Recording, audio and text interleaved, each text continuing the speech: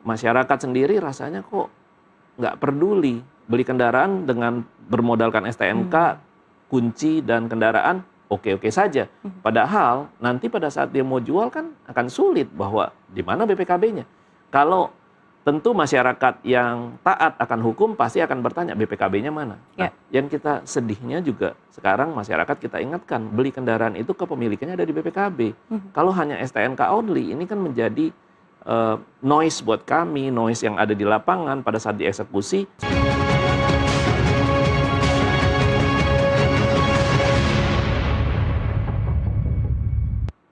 Industri pembiayaan nasional menghadapi tantangan di tengah dinamika ekonomi dan tekanan terhadap daya beli masyarakat. Kondisi ini menuntut perusahaan pembiayaan menjaga keseimbangan antara pertumbuhan bisnis dan juga pengelolaan risiko agar kinerja industri tetap terjaga. Bank Indonesia kembali menaikkan suku bunga acuan atau BI rate menjadi 5,75%. Kenaikan yang telah mencapai 100 basis point sejak April 2026 ini mendorong kenaikan biaya dana bagi perusahaan multi-finance. Kondisi tersebut membuat pelaku industri dituntut lebih cermat dalam menyalurkan pembiayaan, sekaligus menjaga kualitas kredit untuk mengantisipasi resiko gagal bayar. Tekanan tersebut turut dirasakan sektor pembiayaan kendaraan yang selama ini menjadi tulang punggung industri. Strategi menjaga pertumbuhan pembiayaan, kualitas kredit, serta stabilitas usaha menjadi fokus utama pelaku industri dalam menghadapi tantangan ke depan.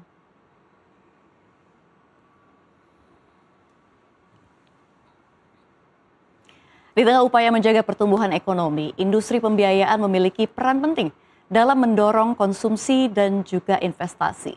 Namun, kenaikan suku bunga dan juga berbagai tantangan ekonomi juga meningkatkan risiko bagi industri. Lalu bagaimana prospek pembiayaan nasional ke depan? Kita akan bahas bersama Bapak Suwandi Wiratno, Ketua Asosiasi Perusahaan Pembiayaan Indonesia.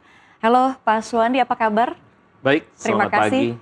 Sudah spesial datang ke Studio Nusantara. Ini kalau kita lihat memang di tengah dinamika tadi ya kalau kita lihat, dan juga kita lihat daya beli juga masyarakat juga terganggu, lalu juga industri pembiayaan juga, tapi industri pembiayaan masih mencatatkan pertumbuhan begitu ya. Namun kalau kita lihat faktanya begitu, di sisi lain biaya meningkat, dan juga kalau kita lihat kualitas pembiayaan juga menjadi perhatian.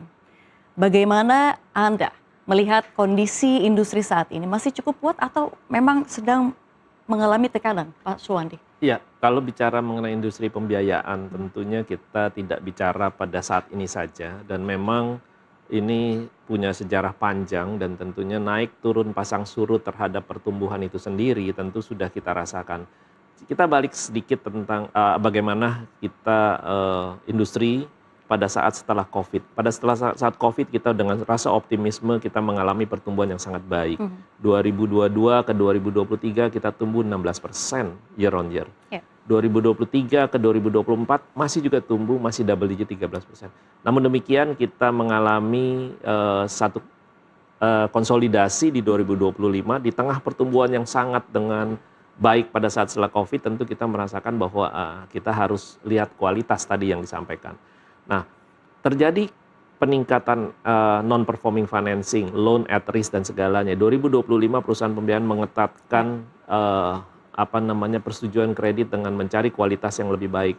Kita berhasil, namun demikian tentunya apa yang menjadi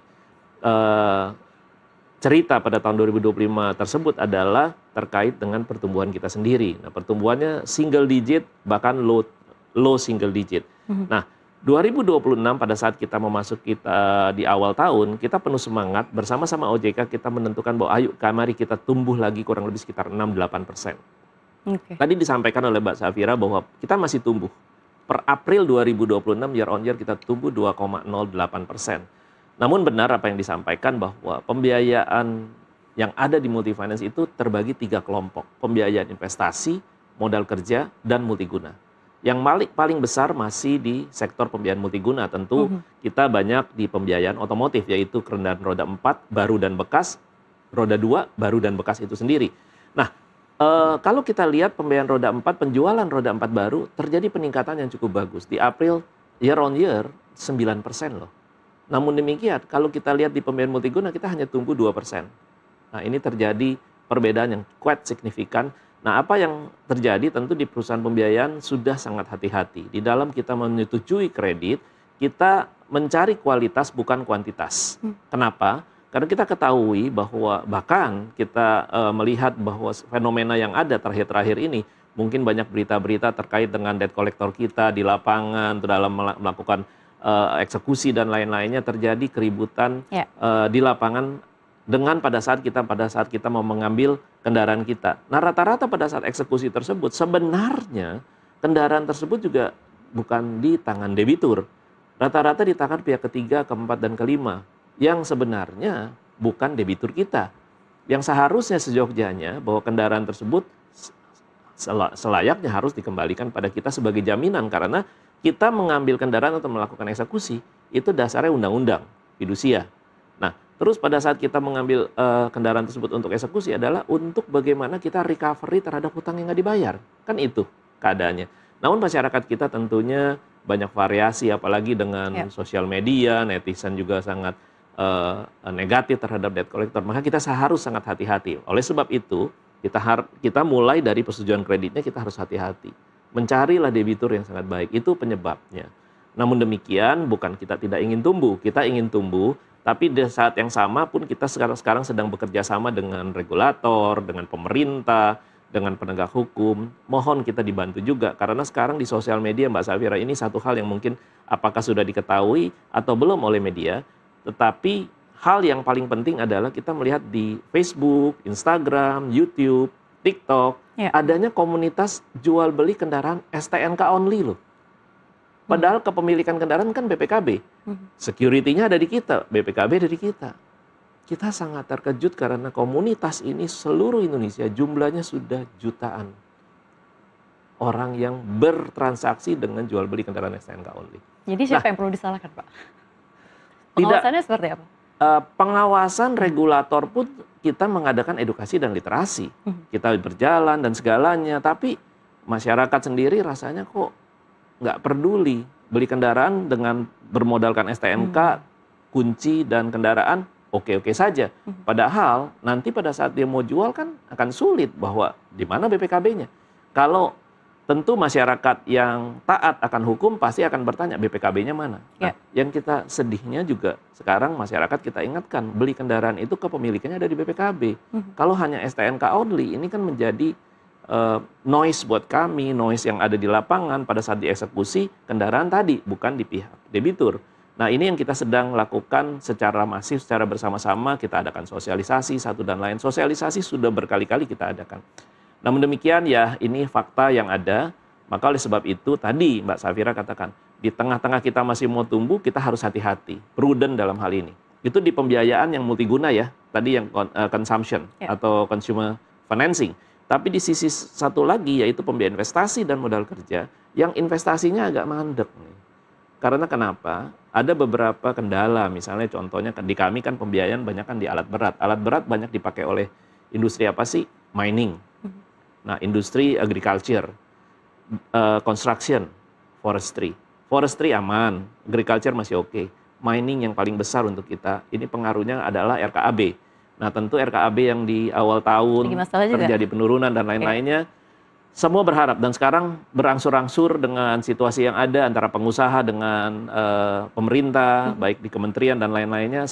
Kami dari pihak pembiayaan sudah mendengar bahwa sudah ada ya pembicaraan yang cukup bagus, kondusif dan lain-lainnya di tengah menghadapi geopolitik, harga minyak yang naik, tapi sekarang sudah mulai turun. Nah, semoga di semester kedua ini yang kami dengar RKAB daripada yang ada di para penambang atau para pemegang IUP dan segalanya sudah kembali lagi, mungkin bisa dinaikkan dan segalanya mulai bekerja lagi. Nah, di semester pertama dan di kuartal pertama sampai dengan bulan April kami masih tumbuhnya minus pembiayaan yang investasi.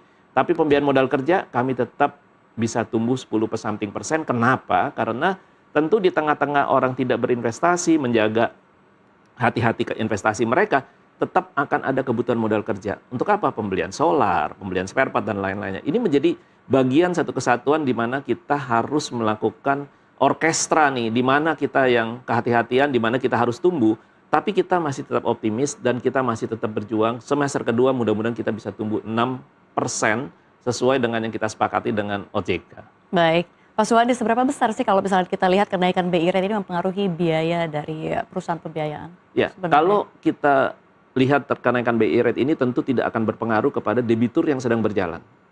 Kalau di tempat kami di perusahaan pembiayaan, debitur atau lesi, kalau untuk ke perjanjian leasing kita sebut lesi atau debitur, pada saat dia masuk dan menandatangani kontrak perjanjian, itu rate-nya tetap. Tidak akan terganggu terhadap kenaikan maupun turunnya rate yang ditentukan oleh Bank Indonesia. Namun demikian, tentu dengan kenaikan suku bunga Bank Indonesia ini, bank-bank sebagai kreditur kami yang terbesar menaikkan suku bunga. Untuk debitur yang baru, lesi yang baru, tentu kita akan adjust.